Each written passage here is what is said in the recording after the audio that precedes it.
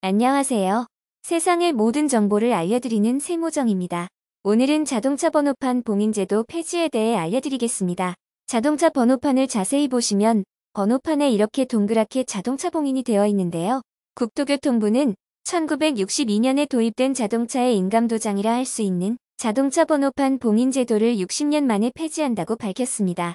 기존에는 아무나 자동차 번호판을 풀거나 교체할 수 없도록 자동차 봉인판을 꼭 달도록 했습니다. 만약 자동차 번호판 봉인에 대한 훼손이 있었다거나 규정을 지키지 않는 등 어겼을 때는 과태료 처분을 했었는데요. 봉인을 해제하고 재교부를 하지 않았을 때는 과태료 10만 원을 냈었습니다. 그러니까 자동차 번호판을 부착하지 않거나 봉인하지 않은 자동차를 운행했을 때는 과태료가 30만 원까지 부과되었었습니다. 간혹 어떤 사람들은 봉인 해제가 되었다는 것을 모르고 운행하다가 과태료를 내기도 했었습니다. 앞으로는 자동차 번호판 봉인 제도가 사라지게 됩니다. 60년 만에 폐지되는 겁니다.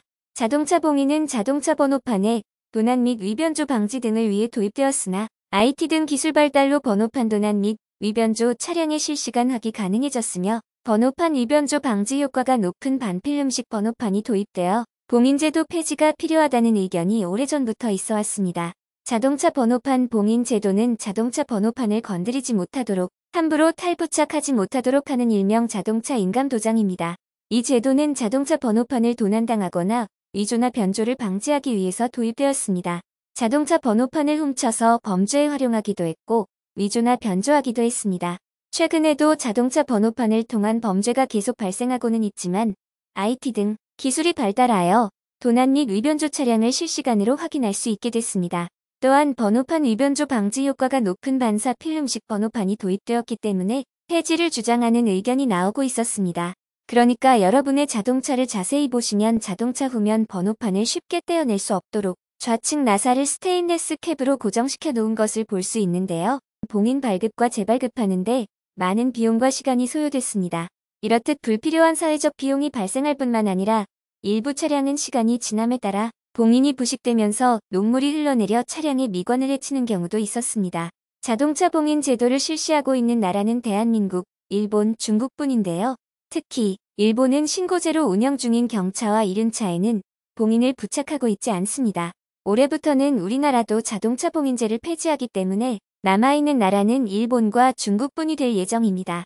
자동차 봉인제를 폐지하게 되면 번호판을 교체할 때 훨씬 더 편리해지고요. 또 번호판 봉인 훼손으로 재발급을 받기 위해 차량 등록 사업소를 직접 방문해야 하는 불편함을 없앨 수 있게 됩니다. 뿐만 아니라 국민이 부담해야 하는 봉인 수수료도 절약될 것으로 기대됩니다. 2021년 기준 신규 등록 차량 174만 3천 건의 봉인 재발급 7만 8천 건이었습니다. 봉인 하나당 평균 2천 원 정도의 비용이 발생하는데요. 계산해보면 연간 약 36억 원 정도가 절약될 수 있는 것입니다.